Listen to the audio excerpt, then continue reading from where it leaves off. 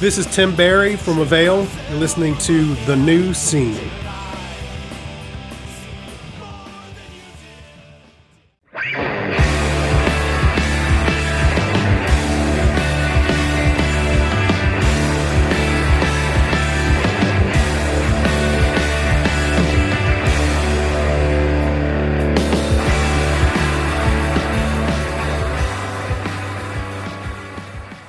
Hello, everybody, and welcome to The New Scene. I am your host, Keith, and we're back with another brand new episode. And on the show this week, we have one that I've been working on for a long time now, and we finally got it. We have Chuck Ragan. Chuck has done so much. We've got Hot Water Music. We've got his solo career. By the way, he's got a new solo record coming out October 25th. It's called Love and Lore. It will be out on Rise Records. And you can hear two new singles from the record right now, Wild in Our Ways and Echo the Halls. So we have that to look forward to, and we covered everything with Chuck. We talked all about Hot Water Music, the history of the band, the breakups, the reformations, a lot of interesting stories there. We talked about Chuck and his job as a fly fishing instructor and his solo career too. Pretty interesting stories about how he got started performing solo. That conversation is coming up shortly, but first, I want to quickly ask you for 5-star Apple Podcast reviews. Give them to me. I need them. Also, follow me on Instagram, Twitter, and TikTok at New Scene Pod. And don't forget to support Iodine Recordings. Iodine will be a sponsor at Furnace Fest this year. Stretch Armstrong is playing the fest, and Further Seems Forever are playing the kickoff party on Thursday night. So don't miss it. I think this is the last year of the fest. So if you're going, enjoy it. Audio Karate, the 20-year anniversary edition of Lady Melody, is up now for pre-order on limited colored vinyl. The deluxe edition of this classic has been completely remastered for vinyl by Jason Livermore at Blasting Room Studios, and includes all new artwork and a retrospective of the band by Bill Stevenson of Descendants and all.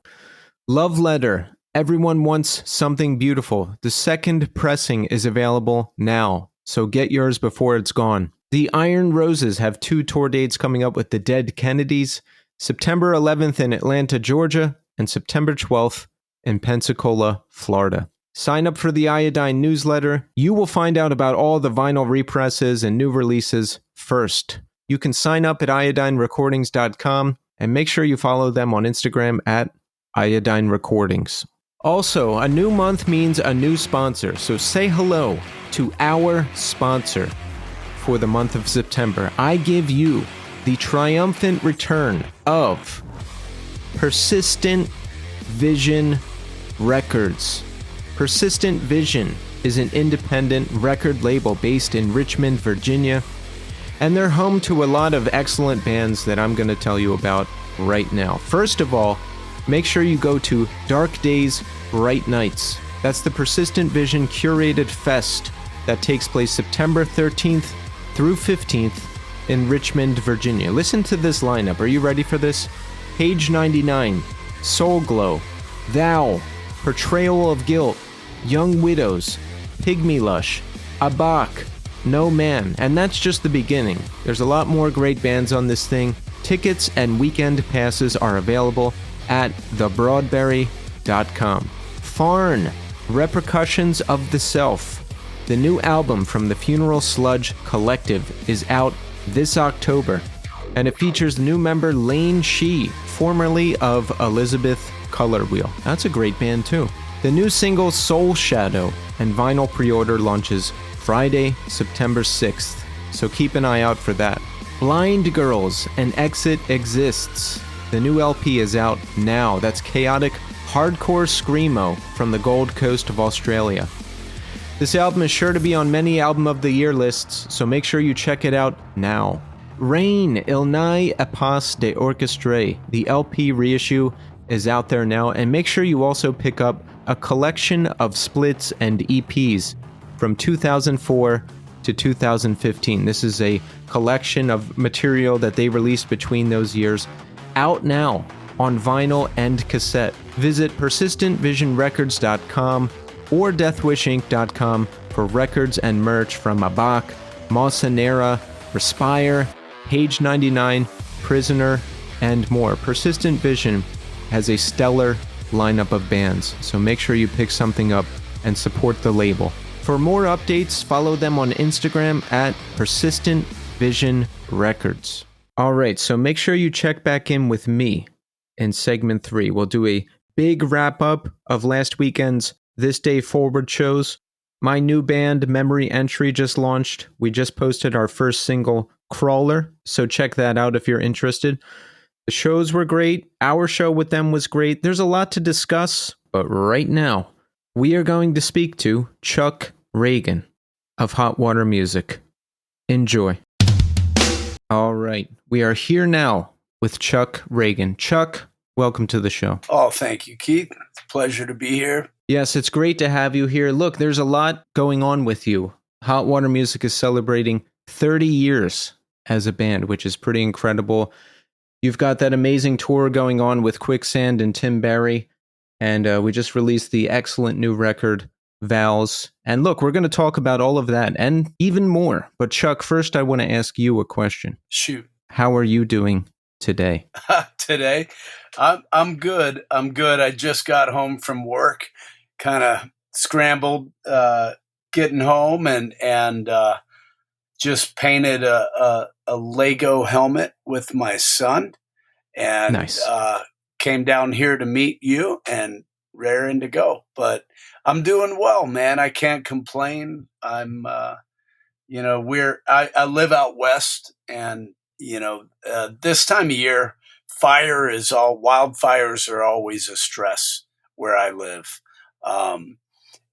Always hoping they're not coming too close. Right now, it seems like half the West is on fire today. But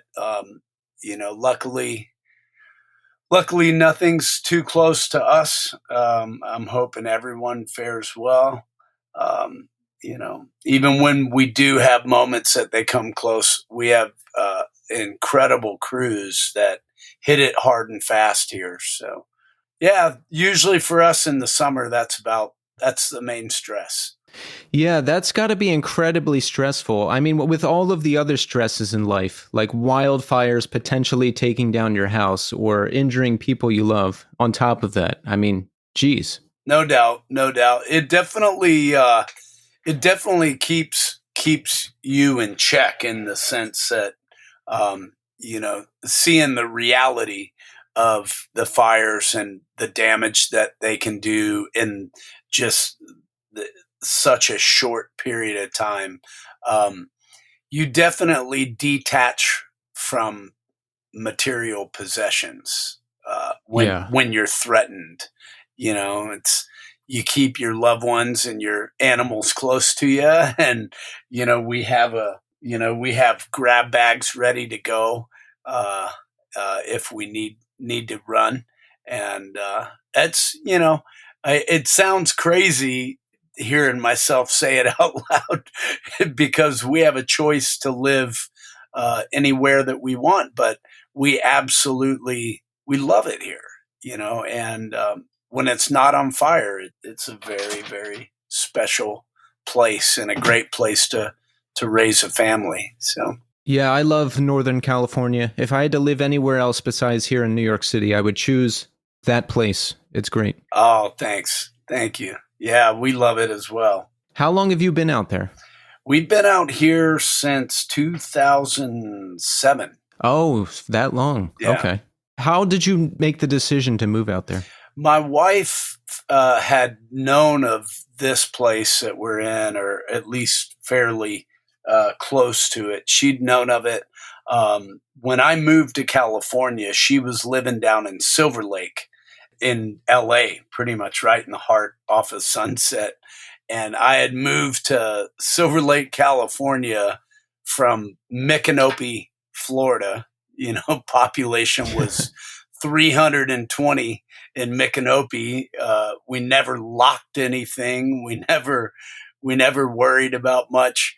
And sure enough, ended up falling in love with a California girl, and luckily worked out very, very well, and and ended up a California guy, I guess. I love that. Yeah. So your son was born around 2015. He's like almost 10 now, right? Yeah, he's 9. Yeah, he's Yeah. actually right behind me. So did you always want to have a kid? Was it just time? Was it the right time? Absolutely. You know, we had talked. I mean, both my wife and I have always wanted kids and had talked about having kids and children, and you know, in the early, I guess, 2000, we were married in 2004. You know, and it wasn't it. It took a while before we both kind of realized, hey, if we're gonna do this, this needs to we need to make this happen. You know, Yeah. because in the older days, even though the conversations were happening all the time, um, our schedule, you know, tour schedules and whatnot were always booked so far out. So as soon as we talked about it, we're sitting there going, oh, well, you know, in 8 months, we're going to be in Europe. In 10 months, we're in Australia and here. And back in those days, Jill was traveling with me as well, tour managing a lot of stuff. And she used to do a lot and run the revival tour with me and whatnot. So it was just, life was busy and scattered. And it took us just kind of having a moment of clarity and realization to go, hey, we need to get on this. I like that. Yeah, in my 20s, I was a mess and very self-centered. And pretty much in my 30s too. But now in my 40s, I'm like, okay, I could see the possibility of marriage and a kid. Absolutely, man. There's to me, there's nothing better. It's it's my purpose. It's why I'm here. Yeah. And you work as a fly fishing instructor, right? That's correct. Yeah. Yeah. Is that where you were earlier today? It was. Yeah. Just got home. Nice. Yeah. It's kind of wild because I feel like with these two occupations, being in music and being a fishing guide and instructor, there's so many parallels to them in the sense that in music, we're independent workers. In the guiding business, I'm independent as well. And there's so many similarities where, you know, you're constantly grinding and basically hunting for security, right? We're not punching a clock. There's nobody telling us when to be there, what to do, setting up any security for us for the long run. Like if you want security, you got to go get it. You got to find it. You have to secure it yourself. And in that way, it's very, very similar. It's also similar in the sense that, you know, every day, nowadays I have a pretty established list of clients, repeat people that come back often, but I still take a lot of people out that I've never met before, you know. So in a lot of ways, my day starts and I have no idea who's getting into my boat. Very much like being in any other service industry, or being a contractor or being a bartender, or you know, where you know, you don't know their demeanor, you don't know their humor, you don't know their politics, you don't know who hired your boat that day.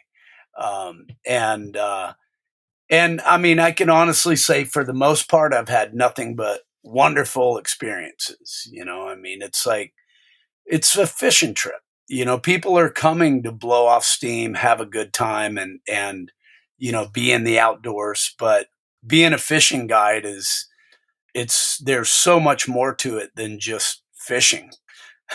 You know, I mean, that has a lot to do with it, of course. But I've always said the fishing part of that line of work is the easy part, or should be the easy part. Everything else that has to happen to make sure that the lives on your boat are safe and sound, and that all the gear is dialed, and everyone is legal, that you're legal, permits are in place, hubs are greased, trucks running good, motors running good, and whatnot. That's the tough part of the gig, because it doesn't end. Even though I'm on the water 8 hours, there's 2 hours, 2.5 hours before that. There's 2.5 hours after that. And that would either be prepping the boat, getting everything ready, the commuting that we do to and from the waterways that we work on, and then getting home and hitting the reset button, resetting the gear, getting everything dialed for the next day. That's where the real work, and as we call it, the grind, kind of comes in. And to me, very similar as in the music industry. We're on stage. I mean, we just went to Brazil, right? I just got home from Brazil a few days ago, and I think Hot Water Music, we were gone for I was gone for 5 days, and I believe Hot Water Music played an hour and 20 minutes on one day, and then the following day I played a solo show, 45 minutes, right? And it was close to 50 hours of travel, and an insane amount of coordination and organization that happened, through the agents and Jason Black and our road crew, Maddie, our tour manager. The amount of work that, and focus and attention that goes in to a band being on stage for an hour, right, is so far beyond what a lot of people understand and can fathom. But it's not like the old days, just in the van, drive to the venue wherever it is, right? There's a lot more pieces now, especially traveling internationally. Yeah, no doubt. A lot more pieces, a lot more moving parts, especially in our group. I mean, with Hot Water Music, with everything I have going here at home, with my solo work, Cresswell with the Flatliners, George Rebello playing with the Bouncing Souls. There's a lot of moving parts for sure, but we still love it. And, we're so honored and blessed to be a part of such an incredible music community and family that has, some of them are new, some of them have been with us for a long haul, but, to reach a milestone like 30 years, that's a long time to be doing anything. That's almost unheard of for a lot of bands. Truly. Yeah. And we're so thankful and recognize the fact that, never in a million years could we have ever done it alone. No one could. It sounds cliche, but it really does take a village. It takes a team, multiple teams, and especially stacking it up over the years of, everyone that has been involved, from the show supporters, of course, to our own family, our family and loved ones who have dealt with everything that this life drags along with it, Mm-hmm. And the fact that we're still able to come together, and I think what I appreciate the most about it is, to me, it's still just beautiful and genuine and real. And we always said that the moment we're getting up there and going through the motions is the moment we all need to walk away from it. And Right. we have always felt that, believe that, and I believe it wholeheartedly that everyone is on the same page. Like, we're not anywhere because we have to be. No way. Has that happened where you feel like you're going through the motions? I remember reading something. There was the analogy of chasing the carrot, right? Like, has it gotten like that where you're just like, oh, we're just yeah, totally. Yeah, definitely. And when I look back at the Hot Water Music timeline and our family timeline of how everything went down, there was definitely moments. And those were the moments that this band broke up. And and I wouldn't change it for the world, because to me it kept it real, it kept it genuine, kept it honest. Did you guys always stay friends during breakups? Absolutely. There were moments, where we definitely needed a break from each other.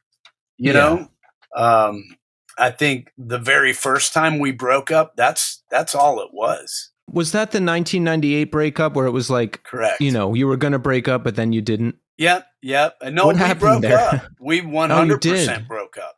Yeah. We 100% broke up, and a buddy of ours at the time convinced us to play one last show and record it, which ended up becoming Live at the Hardback.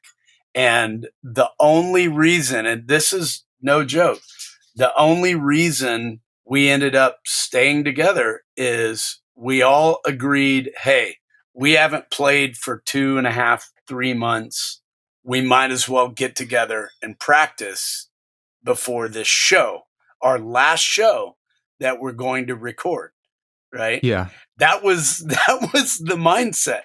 And then when we stepped in our warehouse, and we all plugged in, I think we ended up writing a couple songs, and we all and not even talking about it. We just started playing, and then next thing we know, we're vibing again, and we're back, and we're writing, and then we all step out for a beer and a break and whatnot, and we're like, what are we doing?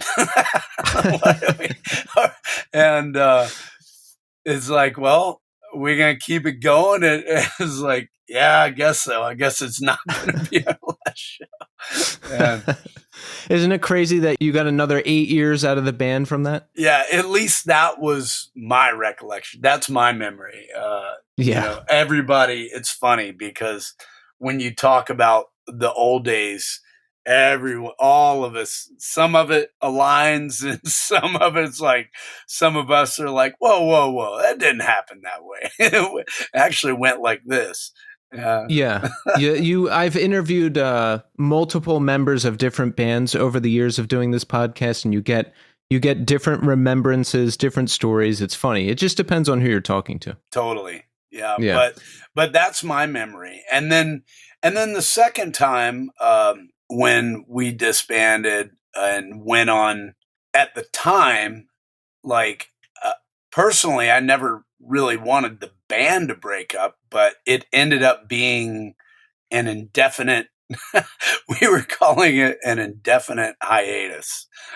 We broke up. I mean, the band broke up. That's what it was. But it got to be too much,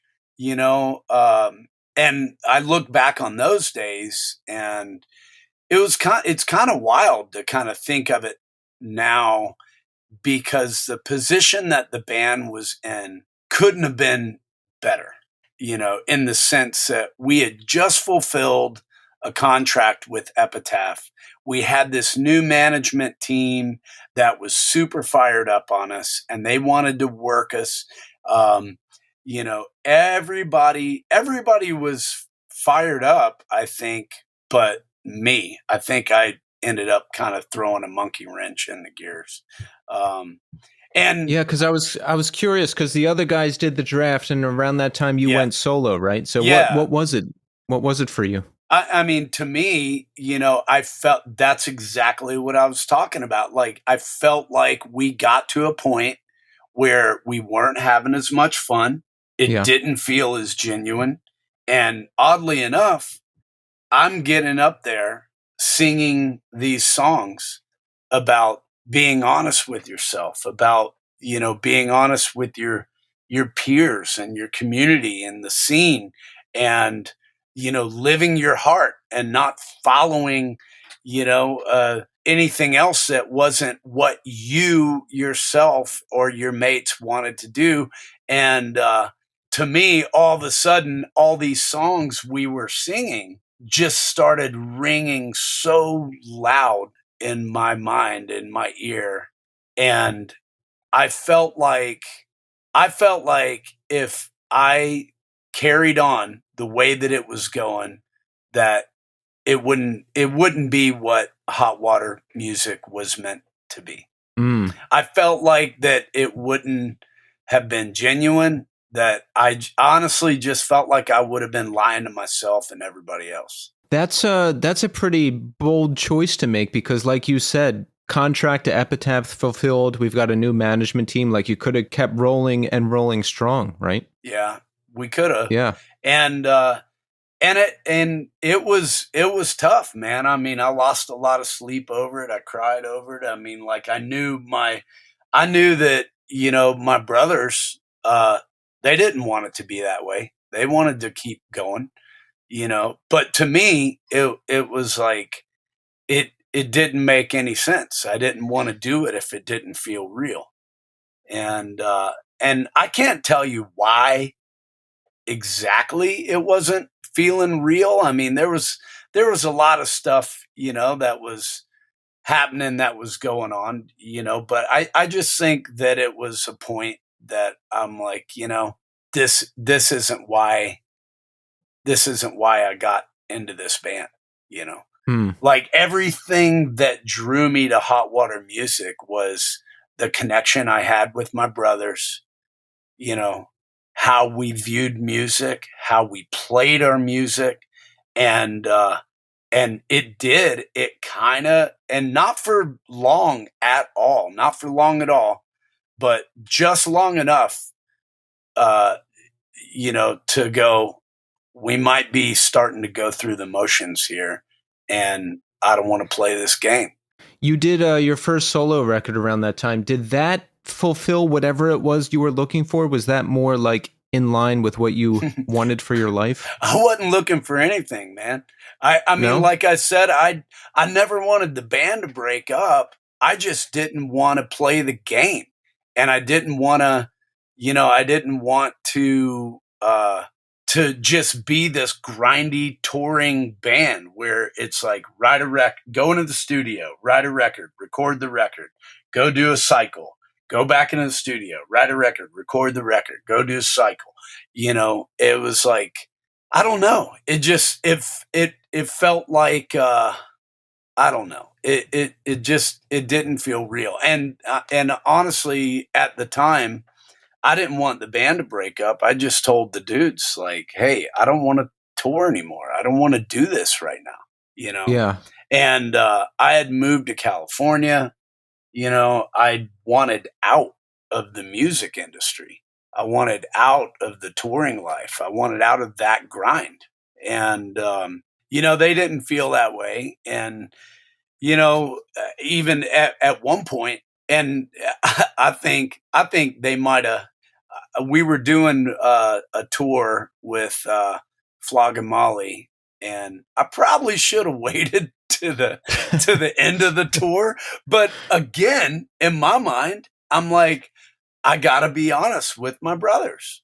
Like, I don't want to go do a tour knowing throughout the whole tour that I'm gonna, like, end the band after this tour, Yeah. or change the band after this tour. So in my mind, I'm like, I need to be forthright. I need to be upfront. and they were driving out from Florida to Las Vegas, I think it was, or maybe Phoenix, where it was kicking off. And I called them up, and it was really, really tough for me to make that phone call.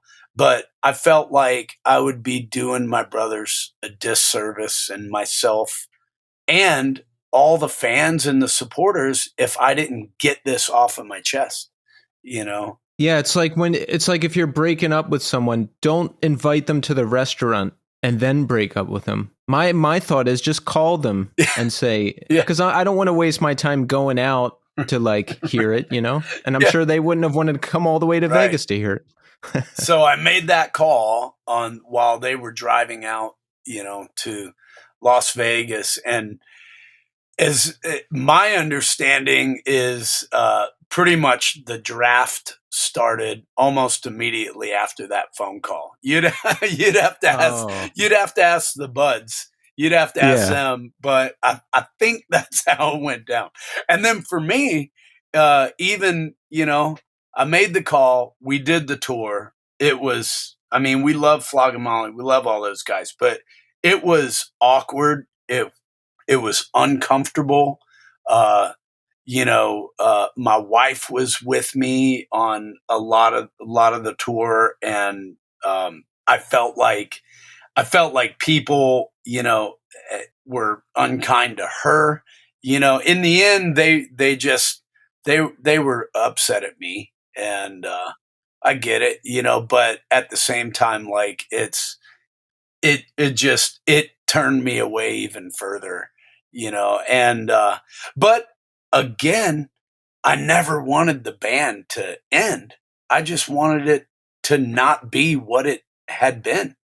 Yeah, I understand what you're saying in that regard, because it's like you said, these tours are booked a year out, 10 months out. It's like you can see the next years ahead of you, album cycle, label, everything in front of you. And it's like, oh God, I'm going to have to be gone 9 months out of the year. And when you're younger, you don't realize, I don't know, for some reason when you're younger, it's like all or nothing. It's like, why can't we just do one good month tour a year? Like, why can't we just do it sometimes? But I don't know. That's just, it doesn't, I guess that wasn't a thing then.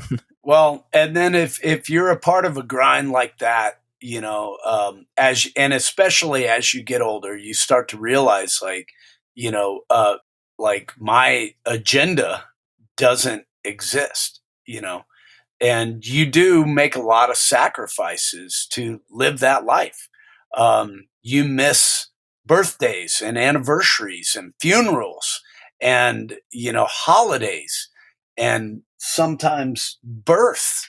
Right. And it's insane, what people have to sacrifice to live. And I'm not talking about just musicians, but anyone who lives a life where they're making a living on the road, traveling, name it, pilots or truck drivers or, but if you're a part of a group of some sorts, or you're part of a team or a troop, or you're in the service or whatnot, where it's not your personal agenda, right, that is pulling you away. It's the group's agenda. It can, especially when you start to, have family in mind, partnerships in mind, it can definitely weigh heavy on you, Yeah. But there was even a point where, after all that happened and we got through the tour and the draft had begun, there were a couple times where I had friends call me, hey, can Hot Water Music come play, House of Blues, like for this show, blah, blah, blah. And, I tried getting the band to come, hey, let's go play a show, and, no, it wasn't happening. I think they were over it and probably still upset at me. And honestly, after a while, I just kind of was like, well, this is the way it is. And I supported the draft. I loved them. I thought the songs were incredible. I felt horrible anytime, like not a stellar review would come through, or reviews that would compare it to Hot Water Music. It would just Yeah. tear me to shreds, because I Right. wanted nothing but the best for my brothers, and I went back to my trade. I just kind of went, was doing carpentry work and was doing wood floors, and installing doors, windows, doing casework, whatnot. Were you happier? Like, did you miss the band? Not at all. No, not at all. And, I mean, I miss my brothers, but I didn't miss the band one bit. I mean, I was living in California with the love of my life, like working, 60, 65, 70 hours a week, and, and taking time off whenever we could. And my wife and I used to either, whenever we would take time off, like we used to either run north to Mammoth and June Lake and go hiking if it was the summer, or snowboarding in the winter, or we would run south and go down to Mexico, go down to Baja and be fishing and surfing. And no, I was great. I was good. And, but I would come home from work, and I never stopped playing music, and I would come home from work and we would get some food going, and I would always just bang around on the guitar. And it was my wife one day that was like, I had a handful of songs that I was just messing with, writing. And my wife, Jill, was like, you should go record those songs before you lose them. That's what she said. And I'll never forget that, And that, all it did was just kind of plant a bug in my ear. Like, I never planned on having a, for lack of a better term, like a solo career. I've played good. I mean, I played my first show on an acoustic guitar when I was 12 years old. Oh, really? I've never not played acoustic guitar. The majority of the Hot Water Music songs were written on acoustic. Like, it's always been a part of our life, Yeah. But back in those days, just, it was never a focus, and we didn't really record that. We would write on acoustic and try to make a song stand up on its own with just an acoustic and whatever. And then take it to the rehearsal space and plug it in and get loud, But, so to me, it wasn't like, it didn't feel like anything out of the ordinary. It didn't feel like anything different. Like, nothing felt like it changed. Like, the writing didn't change, like nothing, And my wife, put that bug in my brain, and I'm like, yeah, maybe, And at one point, we were either at a show or at a party in Huntington Beach. May have been a party, but my buddy Mitchell Townsend had a little home studio in his laundry room in Huntington Beach. And him and I were just hanging out having beers, and I was telling him, I'm like, yeah, he's like, have you been playing at all? Because he knew Hot Water, and he'd been an old bud for years. And he's like, are you doing anything? And I'm like, I'm always messing with stuff. And he was like, well, whenever you're ready, man. He's like, I got some mics and got some stuff in the laundry room. He's all, come on down, we can go for a beer, you can go for a surf, and, come over to the house, and we'll lay some of this stuff down. And so that's what we ended up doing. And that session became what later was called the Blueprint Sessions. Oh, Right? really? Yeah, where I ended up worked with No Idea and did a 7-inch subscription for folks where I had a batch of these songs that I recorded with Mitchell in his laundry room, and that just kind of got the ball rolling. Wow. Was it a big transition for you when you started playing live solo? I mean, maybe not because you had been doing it so long, but how was it? A little bit, because I had no plan on. I never planned on even playing shows, man. But I've always looked at music and writing music. It's always been a form of therapy to me, right? And it's something that, like, yeah, I mean, I do want to do it, but I feel like it's something more so that I need to do for myself and my own mental health than something that I want to do, right? If that makes any sense. And it's always been that, right? So shows were never even it was never even a thought, you know. But recording songs is definitely something that I want to do because that was always a part of the closure that I look forward to when getting this stuff off of my chest and out of my head, if that makes any sense.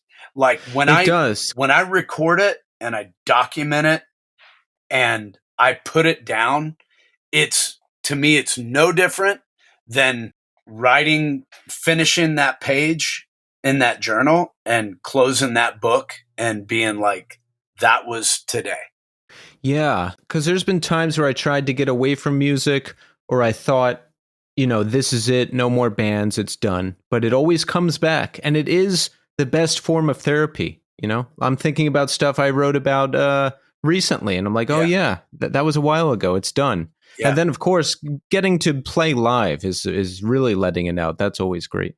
Yeah, I mean, it's cathartic for sure, but it was never like, it wasn't why I started doing that, In fact, like I remember the first show that I played, I had been working on a house in somewhere, Malibu or Pacific Palisades somewhere. And it was just hard work that we were doing, kind of these crazy finish carpentry jobs out there and long days, long commutes, and I had gotten home and my wife Jill was like, "Hey, you better get," she's like, "Hey, you better get ready. I booked you a show." And I think at the time it was like next week or something. She's like, "Hey, you better get ready. I booked you a show next week or whatever." And I'm like, "What? Where?" And she's like, "Oh, it's up in San Francisco." I'm like, "What? We're going to San Francisco?" I'm like, she's like, "Yeah, it's a show with Sam I Am. It's a friend's birthday party, and like we're gonna go up there and you're gonna play." And I'm like, "Okay."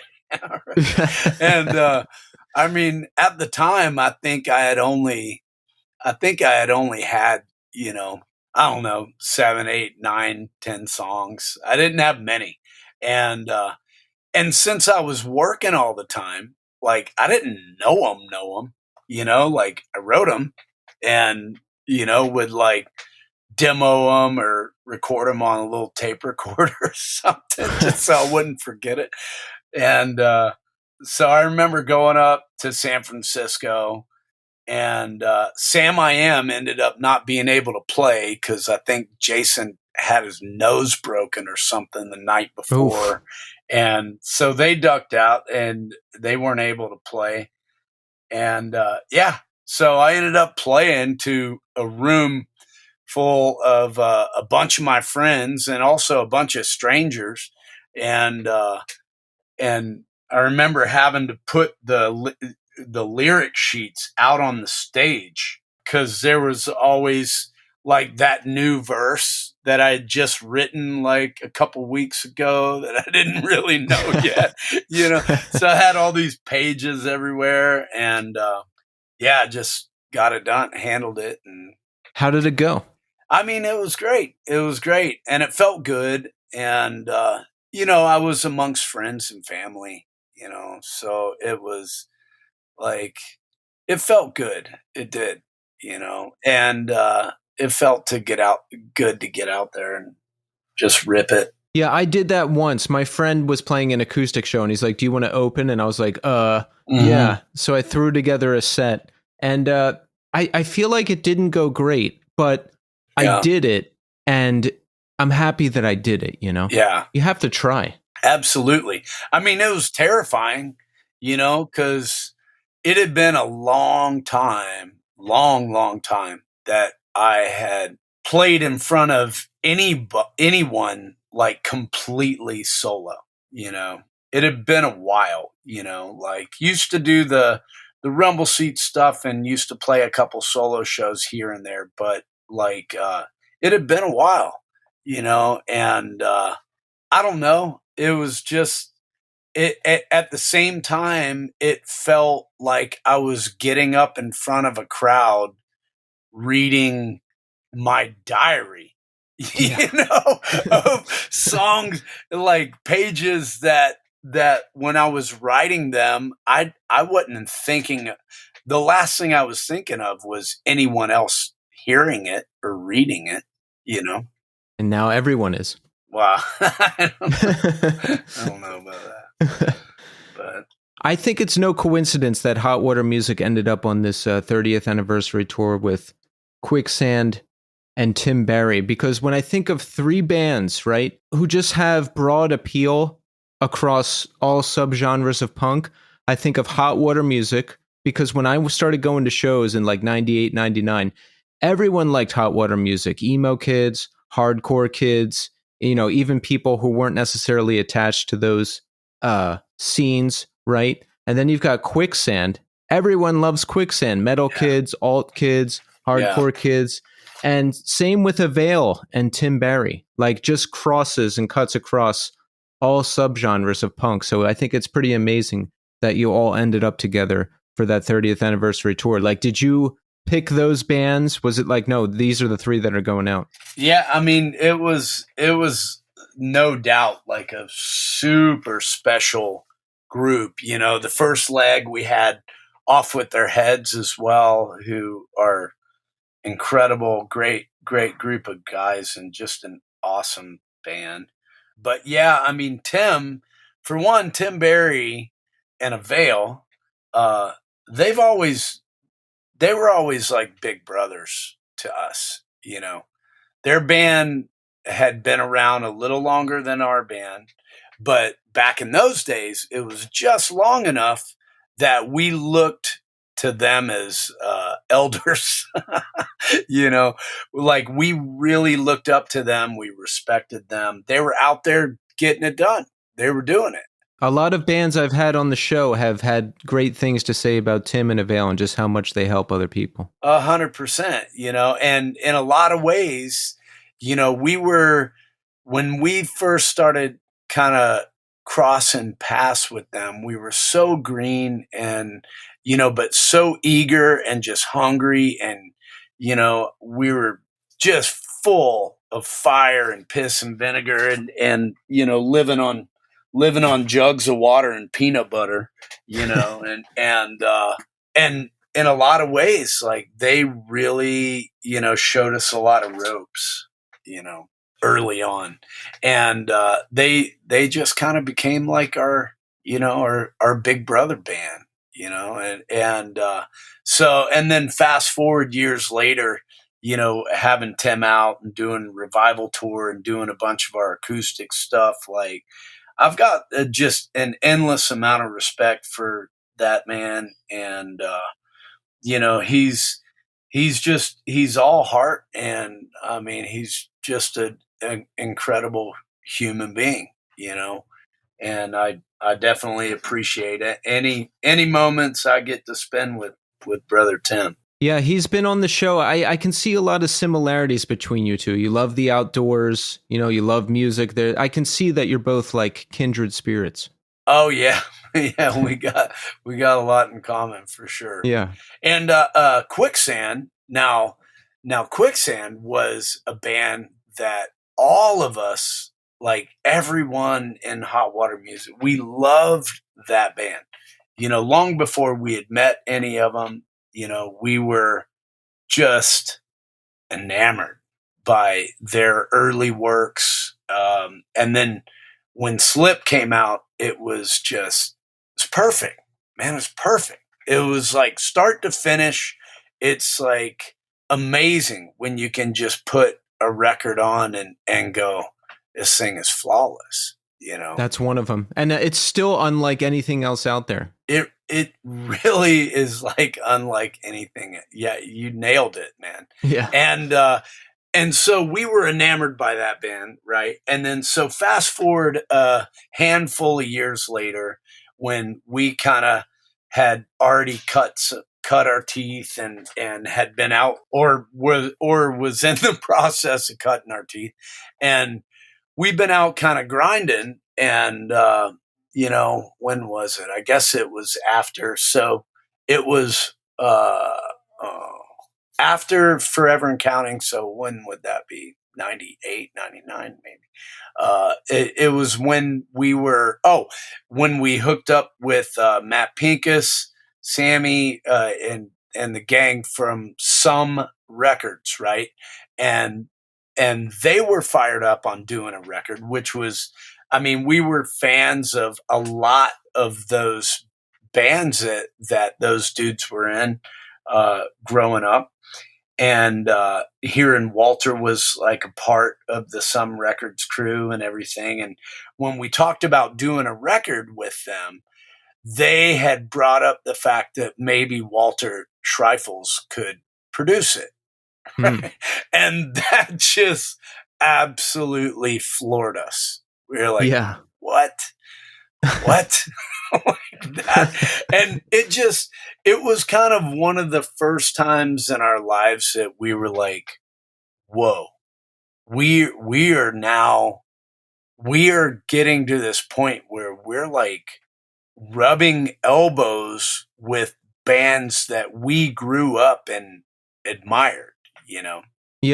Yeah. It's a great feeling to get acknowledgement from your peers, That was a crazy situation, and I remember meeting Walter for the first time, and like he was so humble and cool and just I don't know, man. He was just super down to earth, and I didn't know what to expect, Right. You never know what to expect, but he's still like that. He's very nice person. Oh, we love him. We love him to death, and so, yeah, we did the first two legs with them, and then we're getting ready to do a European run with them, down the road, and just love him. Alan, he's just an animal behind the kit and just legend, sweet as can be, just hanging out with them day to day, super funny. Sergio's just heart and soul, just so inspiring to be around, and never have any clue what kind of conversation him and I are going to end up in, but I love everyone and look forward to everyone, man. Yeah, they're super solid and honored beyond words to be a part of this with them. That's amazing. Yeah, so that tour has been amazing. You've got the new record, Vows, which is amazing. That just came out recently. And we had Brian McTernan back producing, right? Yeah. Yeah. Was he there? Was he actually there with you? Where did you record it? Yeah. He was there. We recorded it in Gainesville and Micanopy. And Cresswell and Wallard went up to one of Brian's studios and did a few things kind of right at the tail end. So we kind of recorded it all over the place. Yeah. And all the guest spots on the record, we have Thrice, Calling Hours, The Interrupters. We had Brandon and Daniel from Turnstile. I read that the record was done and the idea for the collaborations came after. Is that true? That's true. That was really cool because the record was already in a spot that we were all very comfortable with. And we were just, and some of the guys had ideas, I had an idea. I just thought I had just finished a tour with the Interrupters and just absolutely fell in love with that family. They're so wonderful to be out on the road with, super positive. Um, I mean, their crowd is great, just a lot of kids. They're just a lot of love, going around. And when we had finished up that song, Much Love, that was like the only idea I had. Of like, you know what? It would be insane to get, the Interrupters family to, because it just made me think of them, and wasn't even sure if they were going to be able to do it. It was just an idea.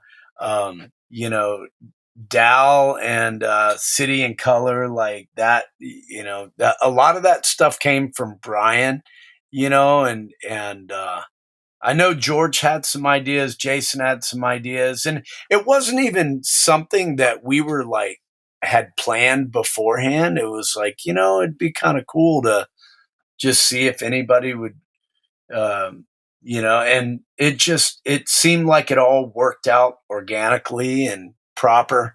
And it was just icing on the cake to us. Like I said, the record was already kind of buttoned up, or at least like, I couldn't do anything more to it. Right. I'm like, that's, yeah. I think the record, it sounds super energetic, fresh. Yeah, you guys haven't slowed down a little bit. It's excellent, but just having all the guest spots on it, it's kind of like a celebration of the band too, because we've got some historical people, we've got some newer people. It's just like one big family affair. Yeah, it's beautiful. We were all just blown away when that stuff started coming back, and just so thankful, just so thankful. I mean, we're a part of a big, beautiful family. Yeah. It's really intricate and complex, but in the end, the ideals and the ethics and the energy, it's all so simple. Right. Those are the common threads. Do you how aware are you of all the music out there? Like, okay, like I came in on really metallic, crazy hardcore, so that was my thing, and then I moved to emo and post rock and all different subgenres of hardcore. So were you aware of all of this? Because I'm just curious, because like everyone liked hot water music, like hardcore kids liked it, punk kids liked it. Did you see that? Did you see like all the subgenres in your band being processed by them? No, not really. I mean, we spoke to people that had like definitely had, conveyed the message that this band inspired their band. And, that was always, it was always hard for us to take compliment. We're like, man, we're one of you. We're all doing the same thing.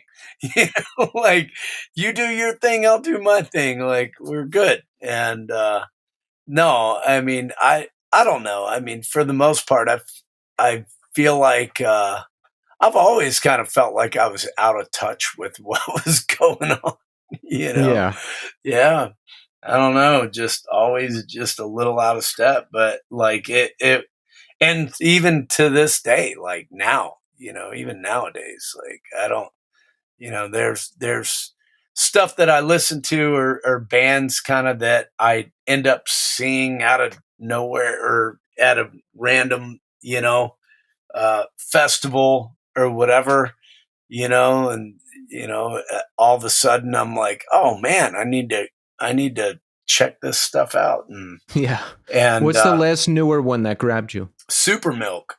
Mm. Yeah. It's a band over in the UK that I went to go see.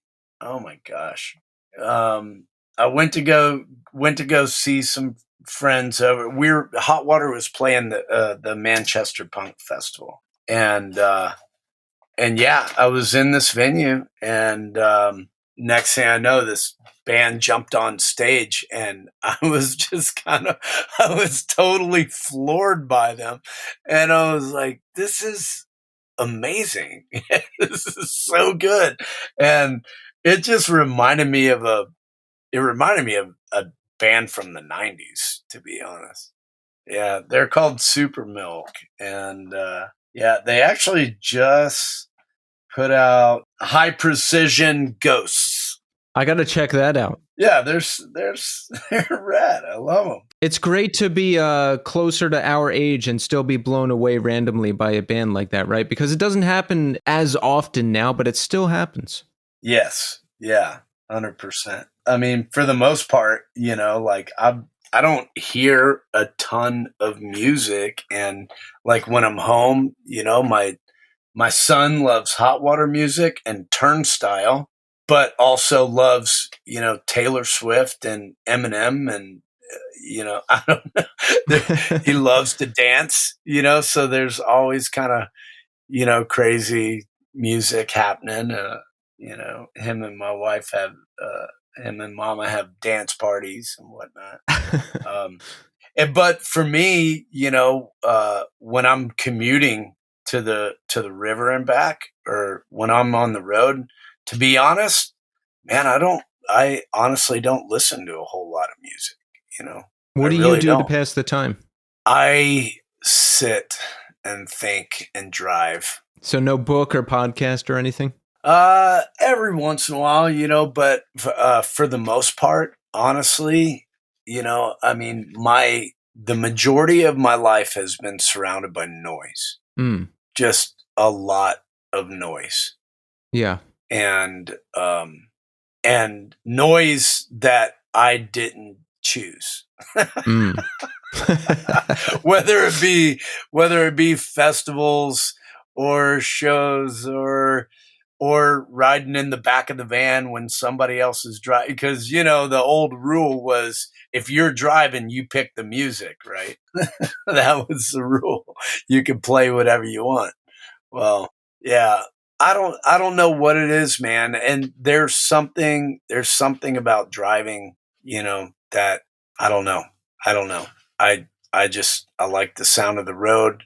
It's very rare that like I find the time, make the time, or get the time to just be in my thoughts like that. So, I don't know. It's time I enjoy. I like that because I'm typically working on something constantly. So if I can find a minute to not be doing something, like I like to take walks now, and I won't listen to anything. I'll just walk and look at things and be outside. Beautiful. And take in the sights. And I need that. I think we all need that. I agree. Yeah. I end up writing melodies sometimes doing that. Driving. Yeah, sometimes they just come to you. It's amazing. Mm-hmm. Yeah. Yeah.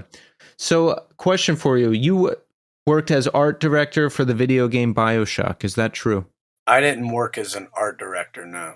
Did you work on that game at all? Are you talking about The Flame and the Flood? I know you did the soundtrack for that, but there's also things on the internet that say you worked on BioShock and BioShock Infinite. No, I did not. Okay. That's why I always ask, is that true? Because the internet is wrong so much, or there's another Chuck Ragan out there. No.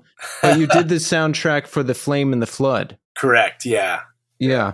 So what happens? Is the game done and they come to you and say, we need a soundtrack, or do they send you things? Like, how does it work? Yeah, that was such a cool experience, and I would love to do stuff like that again down the road one of these days. But no, the artist is Scott Sinclair, who has done all the hot water music art over the years, the majority of it.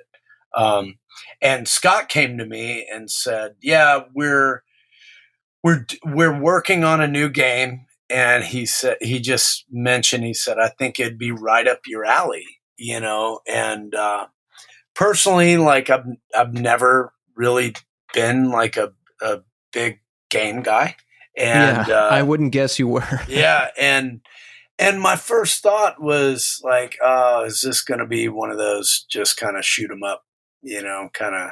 And I'm like, well, what's it about? And he's like, well, it's about like a young girl and her dog in kind of this post apocalyptic flooded world, navigating her way through rivers and obstacles on makeshift raft and surviving. It's a survival game. And I was just like, okay, that's pretty cool. I'm like, all right. And the way it began, which was really cool, is he just started shooting me images and sketches, and then as we got kind of further into it, he started sending me word clouds, and then I just started, and this was a time kind of before kids and everything, and I was able to just kind of head out to the river and pitch a tent and live in a tent for 3-4 days and just fish and write. And the majority of those songs were either written or finished, on the Yuba River over here. So you like really got into the mindset of the game. 100%. Yeah, they were sending me a lot of visuals.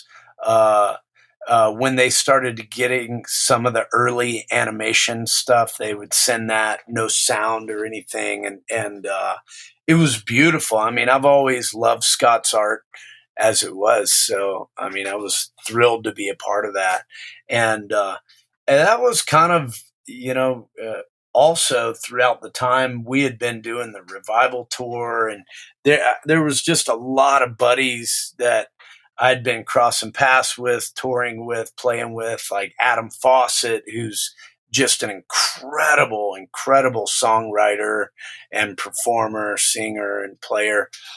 Corey Brannon, of course, which is just one of our generation's greats, truly. And, John Snodgrass, got John Gaunt to write a song on that one as well. And, but just ended up collaborating, with a lot of buddies, and, brought in, Todd Bean, who I'd been playing with and still play with to this day, to kind of more or less like take on the role of producing the thing, and, he's an incredible player. He's got a great head on his shoulders. He's a gamer. So he was way, way into it. And our buddy Ryan Williams, engineering it. But it was a wild experience. We built a little home studio in my shed, at my old house.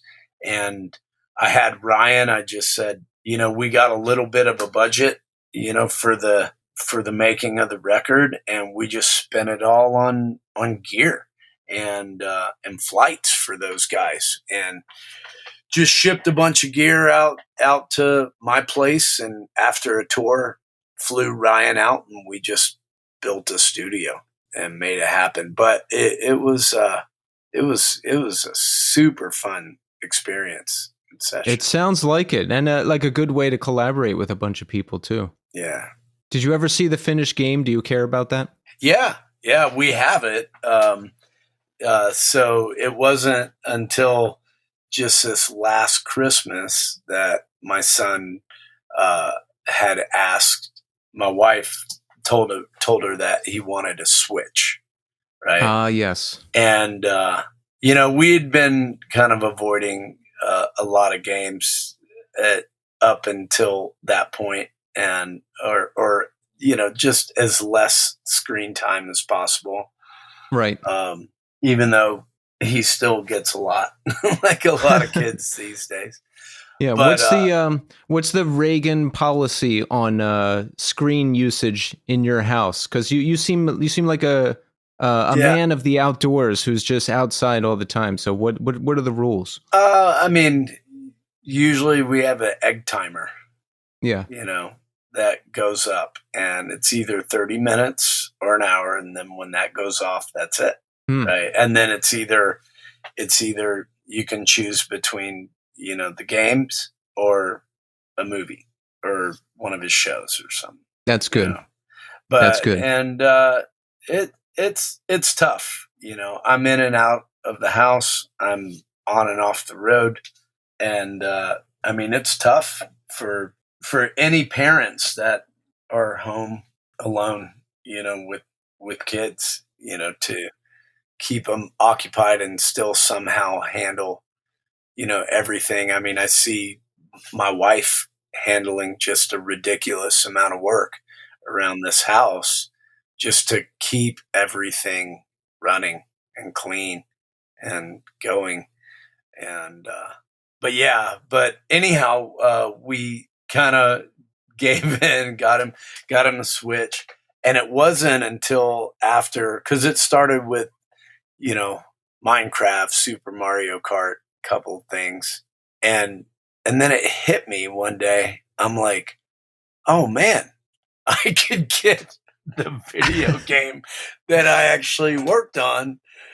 And yeah, that would be super cool. And so we got it. And it's hard. I'm not good at a lot of that stuff, but yeah, I read in an interview you were on tour, and you said something to the effect of I think you were in Toronto at the time, and you were talking to the interviewer, and you said, like, sometimes you don't even feel like a great dad, or maybe you're not because you're on tour and you're away. Do you feel like that sometimes when you're away? Sure, absolutely. It's got to be a struggle, right? Yeah. I don't think humans were like designed to be that way, away from their offspring for that long. Granted, and if it was 400 years ago, and if it was war or hunting, where there was no telling if I would ever even make it back.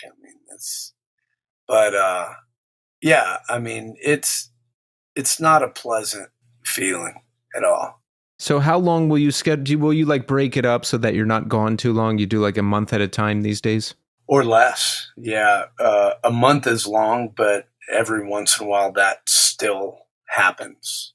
And it's tough. It's really tough because it really is sometimes feels like stuck between a rock and a hard place, because being a touring musician, like, the longer you're out, the more, the better it is financially, right? Right.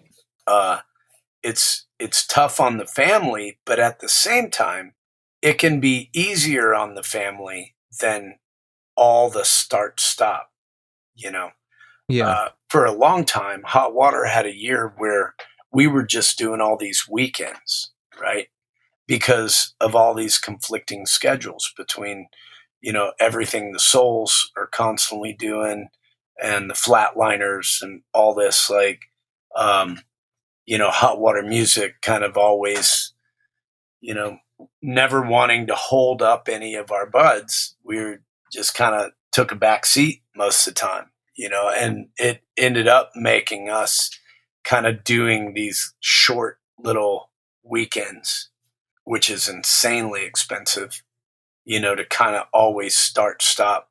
But we also notice, we as in my wife and I, we also notice that it's a little bit tougher, on the fam when you're, you're coming home and you're home for 8 days and then gone for another weekend and then home for 12 days and then gone for a week. And that's it.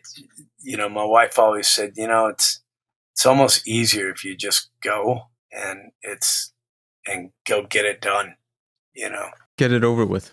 Yeah. And come back, and from a band's perspective, I mean, you do like, for one, you save money, you cover more ground, you're able to hit more cities, you're able to have more shows, whatnot, and it's also a little bit.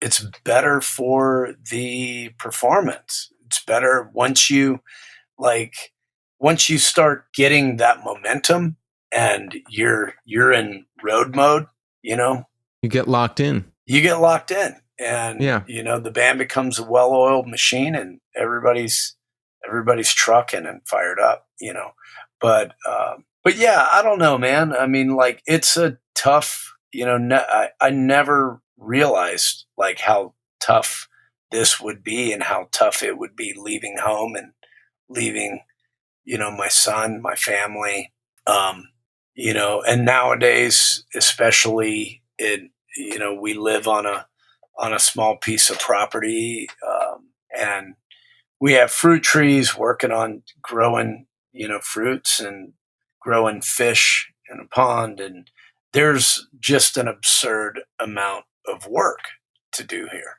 Yeah. and it makes it just endlessly tough, to prepare to be gone, prepare the house, prepare the family, prepare everything that needs to happen to be away from it for an extended period of time. And then coming home to find, everything that needs to be done from being gone for an extended period of time. So there's there's very little downtime. There's very little off. Like, downtime is when I conk out on the couch. These days, downtime is like when I just have to do my regular amount of work during the week. That's almost like downtime these days. Yeah. Downtime nowadays are flights, to be honest. Yeah. Truly. Where you can sleep. Truly. How did you, when you and the band parted ways around 2006, right? You said you got sick of the grind and you just couldn't do it anymore. How did you get back into it again? Like, how did you become okay with it again? I mean, I was never opposed. Yeah. I mean, like, my memory of that was, man, I would honestly have to ask the other guys how it all went down. I think we got some shows offered to us, oh, no. You know what? All right. You might have to ask the guys if this is true or not. They can verify. Yeah, they would have to verify. But if I'm not mistaken, my wife and I went to some friend's wedding in Kauai, and it was the first time I'd ever been to Hawaii. Blew me away, right? And we went to Kauai, beautiful, swam in some waterfalls, and there were a bunch of friends there, right?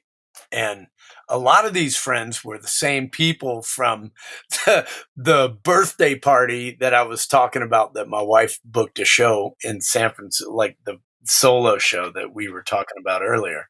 A lot of those same people. And anyhow, one morning we're staying at a beautiful place on a beach, and I grab my board and I go out for a surf, and I paddle out, and I'm sitting there waiting. And this dude walks up and was like, "You're Chuck, right?" And I'm like, "Yeah." And he's like, "I'm Craig. I'm with Rise Records." And we're out there surfing. And we're just sitting there kind of waiting on a set and kind of paddling around. And he's like, "Man, have you guys thought about doing another record?" And I'm like, "Yeah, I've always thought it would happen again. There's just no telling when. Like, everything's been kind of up in the air, hiatus. Like, back in those days, the communication between the band was absolutely horrible. We were so out of touch.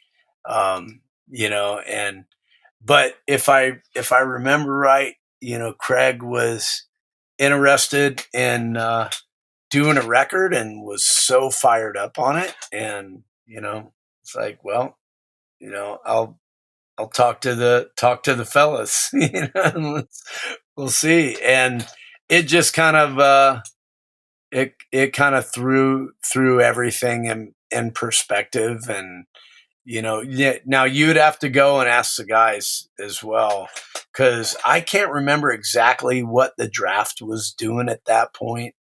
I have no idea, man. I was in such a different headspace. And, I was actually at that time, I was in school to get my California General B contractor's license. Um, I didn't want to be in the music industry. I wanted to build houses with my brother. Wow. And,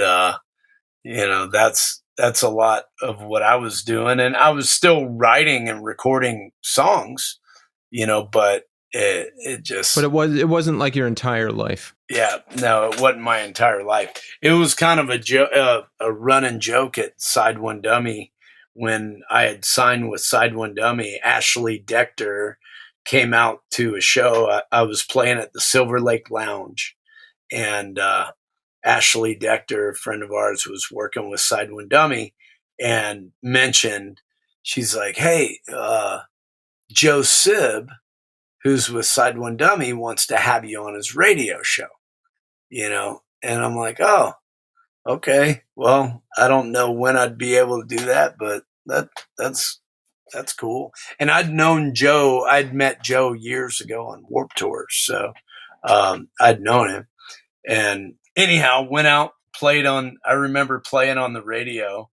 And, I remember I pulled my guitar out, and the first few chords, I broke a string live on the radio. Oh, God. And I was just like, damn it. And he's like, well, that's not going to work. And so I sat there changing a string while we were just talking back live on the radio. I'd completely forgotten about that until this moment right here. But anyhow, Joe, they dug it, and Joe invited me into Side One Dummy. And what was funny is Bill Armstrong and Joe Sib wanted to sign me, and they were all fired up. And I looked them both straight in the eye, and I go, man, I'll be honest with you guys. If you guys are looking to sign somebody that's going to be going out and playing a bunch of shows and touring and doing all that, that is not me. You got the wrong guy. And they still laugh about that, because it was like, as soon as I made that first record, I just was touring pretty much nonstop. The housing market crashed, because that was around 2008. Yeah. Yeah, 2007, Yeah. and like, nobody was calling for remodels, but few people were calling for shows, and it was like, well, I guess I'm back into this now. That must be how Hot Water Music played again, right? Because you guys first got back together around 2008, and I remember that reunion. I remember that being a big deal. Yeah. Yeah. So thank you, American Housing Crisis, for giving us Chuck and Hot Water Music and his solo tours back again. Yeah. Yeah. Wow. Well, Chuck, we want to remind everyone that Vows by Hot Water Music just came out. So we want everyone to listen to it and pick it up and continue to support it, right? Absolutely. Yeah. We're thrilled about the record. We had such a good time making it with Brian McTernan and Ryan Williams. And it's out on Equal Vision Records and over in Europe on In Hits, and it's around, man. We're thrilled about it. We had a blast doing it, and I don't know. I'm excited to just keep it going. Who knows what else will come, but right now it's pretty awesome, overwhelming to be out celebrating, such a milestone of 30 years in a band with my brothers doing something that we love. And we're so thankful and grateful for everybody who's had shown so much support over the years, whether you're new into this family or you've been around since the infancy. We're forever grateful.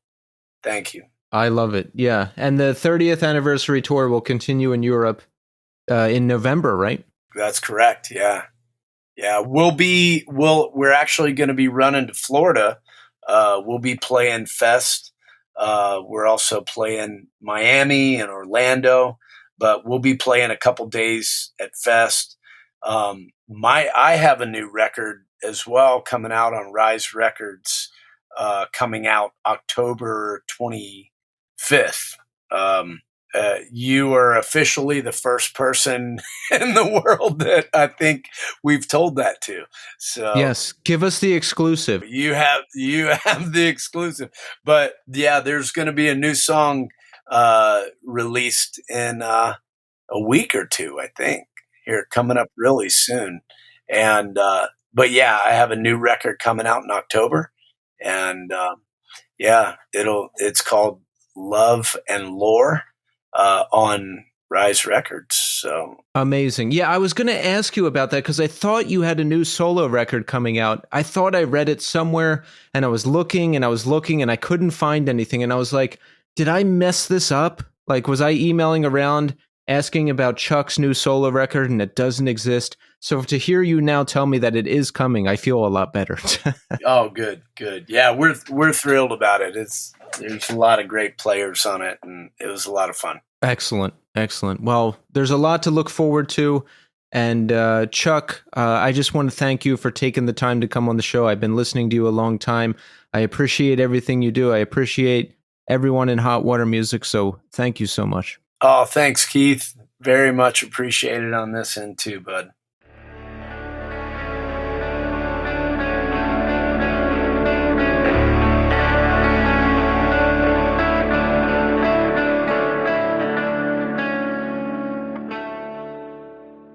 And there you have it, Chuck Ragan. So glad we finally got Chuck on the show. I've been trying for a while, and he most certainly did not disappoint. What an interesting trajectory Hot Water Music has had over the years, and I'm so glad that they've been able to come back together and be together for as long as they have now, and to give us all the music they've given us over the years. Vows, their new record, is excellent. I encourage everybody to go check it out if they haven't. And what an interesting life Chuck leads. A fly fishing instructor. I think that's pretty fitting for him. Yes, and thank you, Goldman Sachs and AIG and all the other horrible financial institutions who bankrupted the country, killed the housing market, and put Chuck out of work. In effect, giving us Hot Water Music back. Who knows, he could still be renovating houses and we wouldn't have gotten the band back and all the great music that they've put out since they got back together.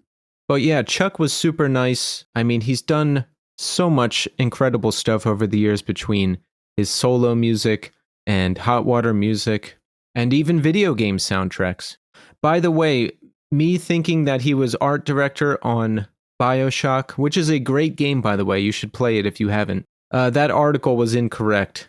The game Chuck did the soundtrack for, called The Flame and the Flood, he worked on that with a musician named Scott Sinclair. And it was Scott who was the art director for BioShock. And that is why I often ask guests, is this true, after I ask them something, because there is so much wrong information out there, especially on Wikipedia.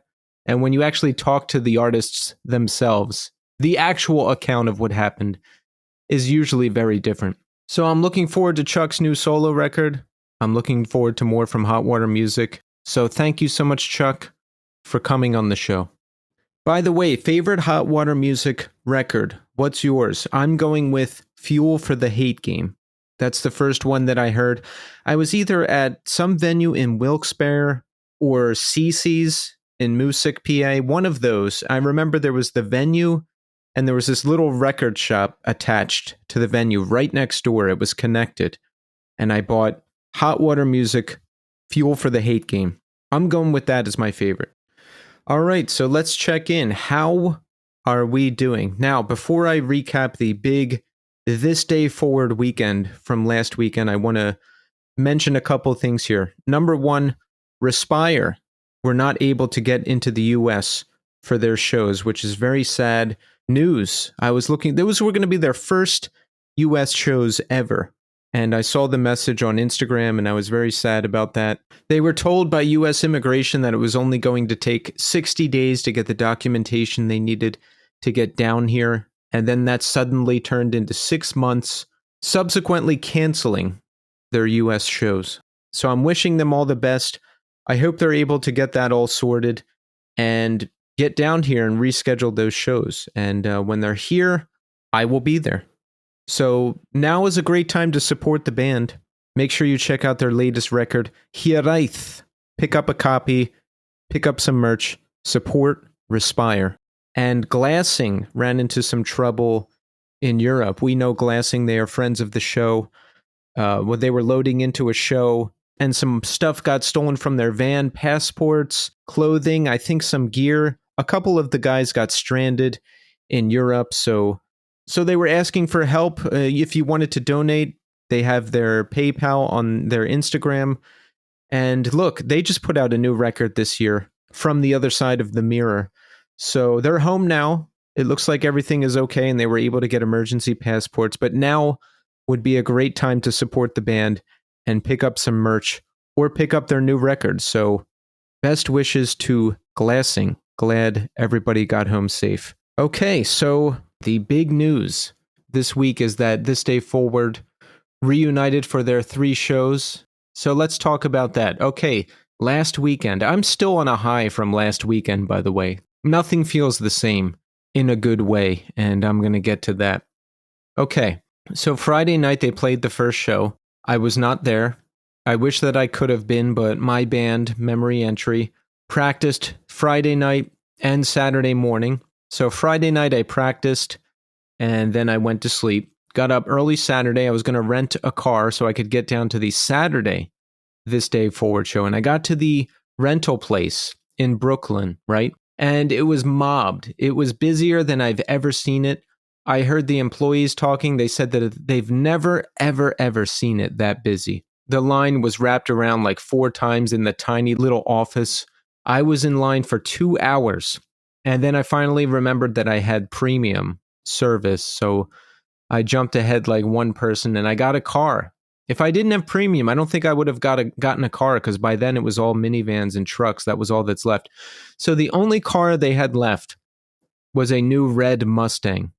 And it was ridiculous. I was like, oh man, I got to drive this thing down. It was cool. Like it was cool to roll down there in a new red Mustang, but not my kind of car, too flashy. And it was really uncomfortable.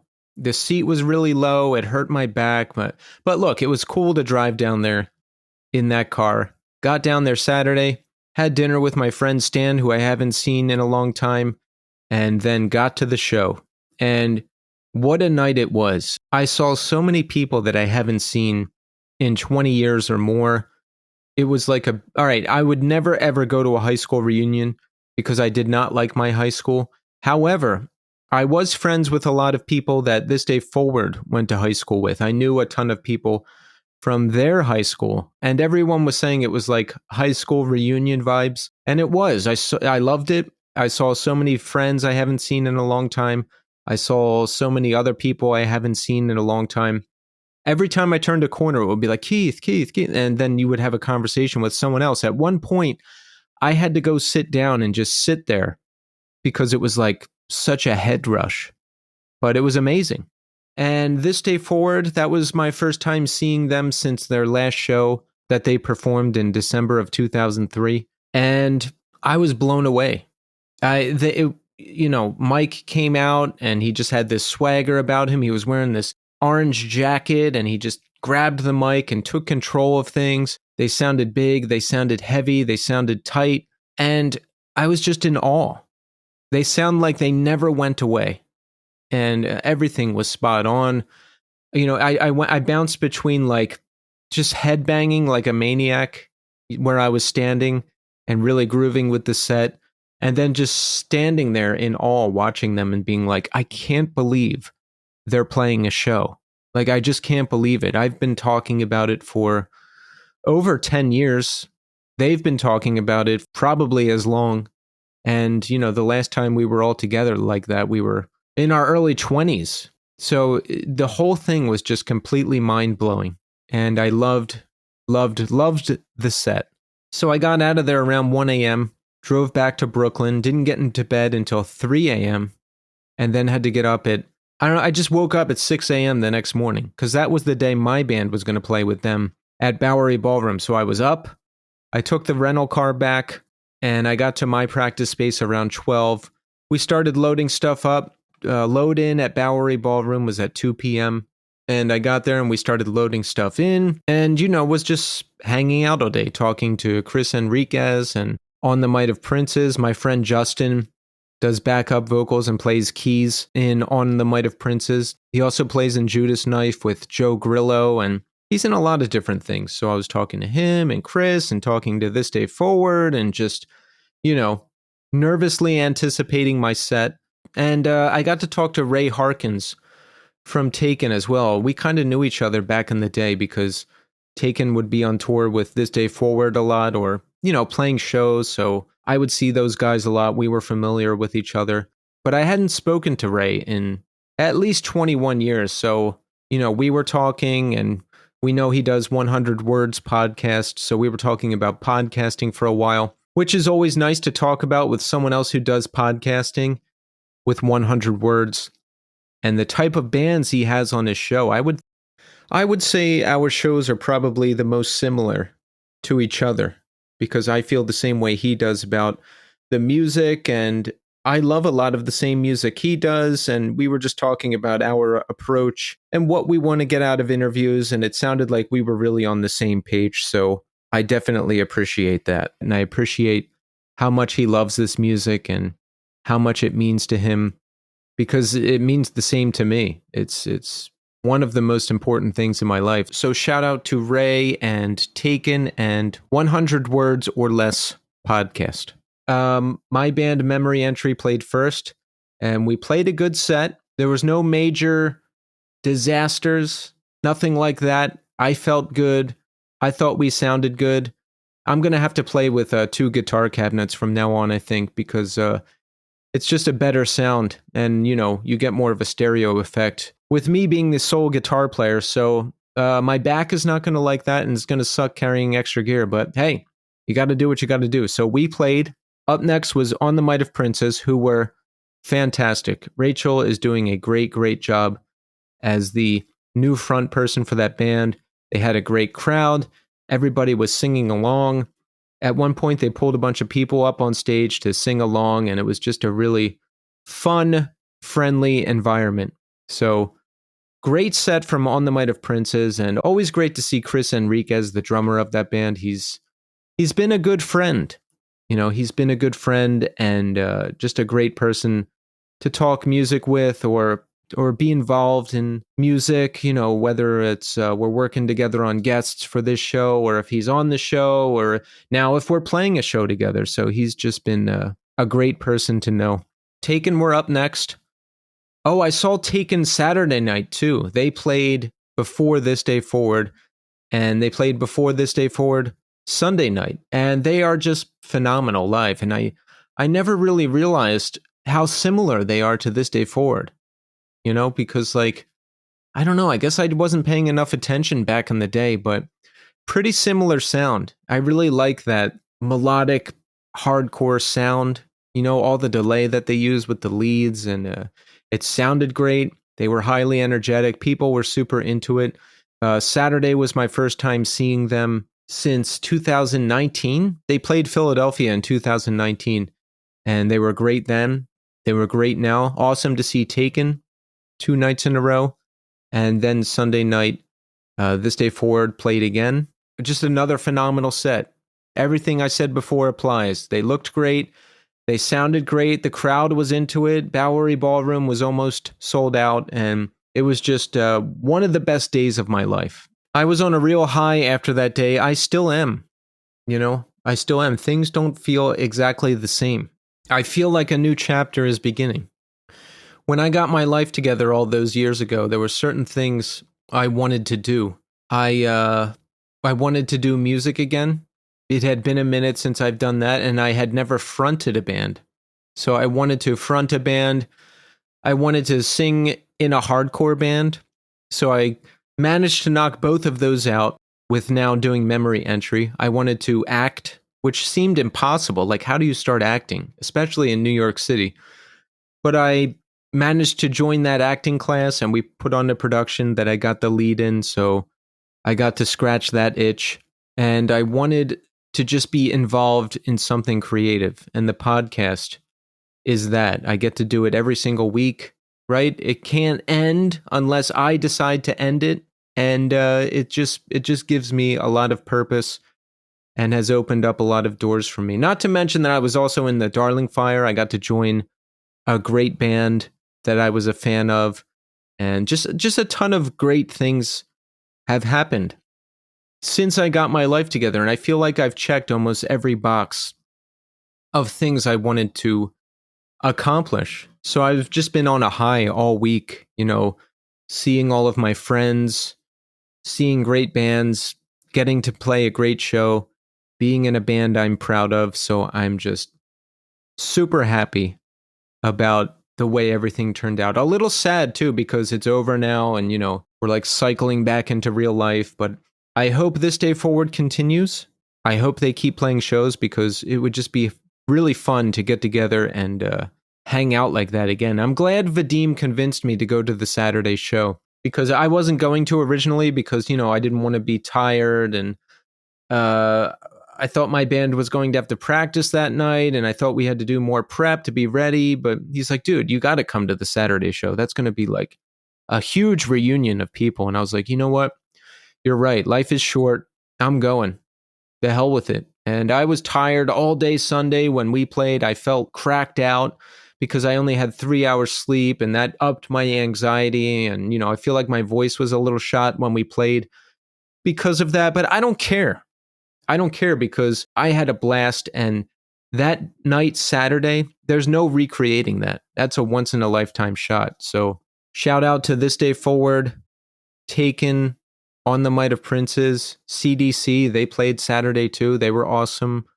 And I ran into some longtime listeners of the podcast too, between Saturday and Sunday. So shout out to Brandon and Evan and Justin Adam K and Drew Barrymore and Nick from West Meets West and everybody else that I saw and talked to. It was the best weekend ever. Also, shout out to Tommy. He was there. I got to talk to him for a while, which is always nice. And a special shout out to This Day Forward, because they made this entire thing possible.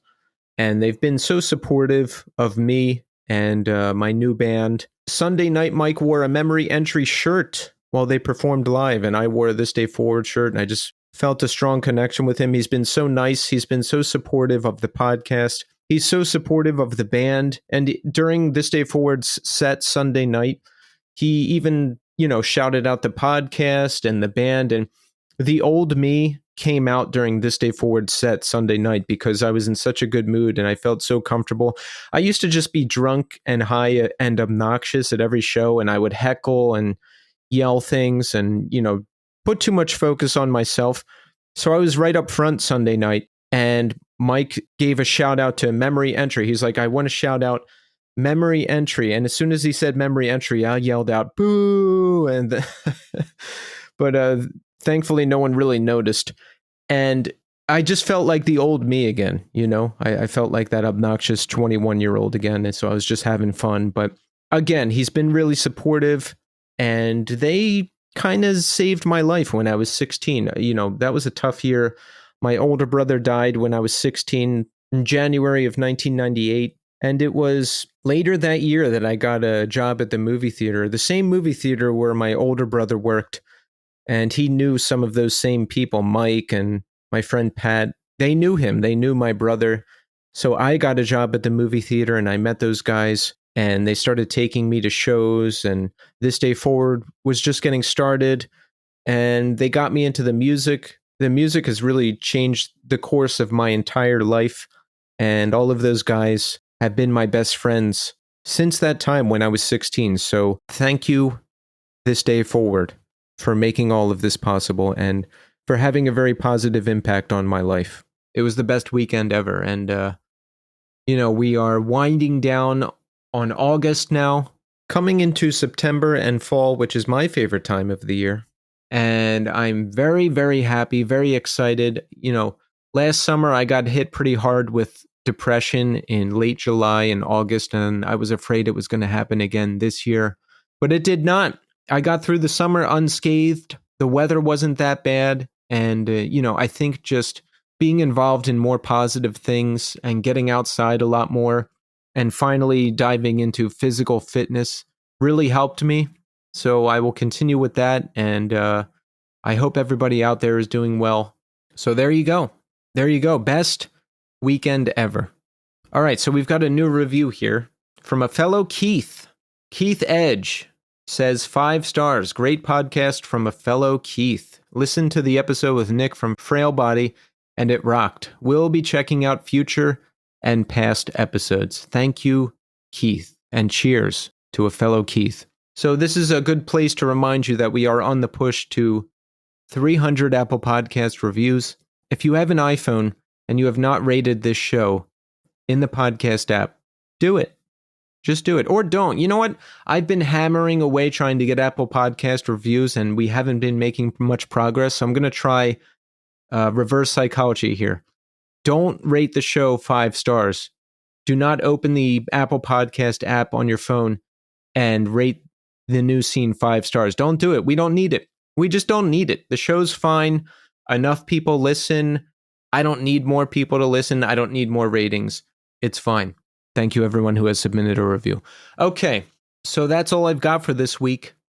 We've got a lot more big shows coming up this month, so strap in. I'm going to end the show with my new favorite This Day Forward song. It is called Abandon the Abbreviated World. I've really been diving into In Response again. I haven't sat down and listened to the full record in a while. I don't sit down and listen to a lot of full records at all, but seeing This Day Forward again has rejuvenated my love for this record. I would only listen to certain songs sometimes on playlists that I had, right? But when I saw This Day Forward, Mike shared a really interesting fact that they broke up only 6 months after In Response was released, and that was pretty mind-blowing to me. So, I think had they continued and had they stayed together and maybe had they released another record, that things would have kept improving for them. But who knows? Who knows, right? That's another timeline that doesn't exist. But seeing This Day Forward, Saturday and Sunday, has really rejuvenated my love for In Response, and Abandon the Abbreviated World just really got stuck in my head after Saturday and again after Sunday. So we will end the show with that. I'll add it to the New Scene 2024 Spotify playlist. Go check that out. It's a great one-stop shop to hear all the music associated with the show. And I'll see you next week